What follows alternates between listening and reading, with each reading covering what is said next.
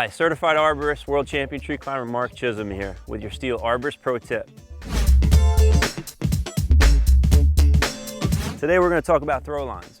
The first thing you want to know about throw line use is find yourself the right container to store it in, because storage is everything. Number one, when you throw that throw line, you want it to come out properly and not in a big balled nest.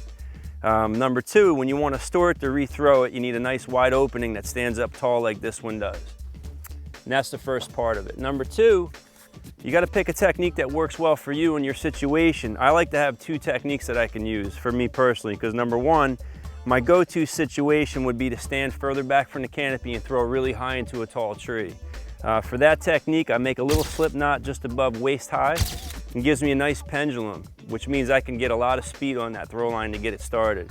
I'll control it with my right arm. When it's time to throw, I'll use two arms and just point to where I'm going to try to throw to. That's technique number one. Technique number two is when I have to throw in real tight to a canopy where I can't stand back and do my go-to method. When I stand real tight, I'll change my technique up and I'll pull a bite of throw line through the ring to make kind of like a cradle, and I'll still throw one arm, but instead of standing back and getting a nice pendulum like this, I'll have to be right under the tree, so I'll go overhand, kind of do a hook throw, and I'll use all the arm length that I can.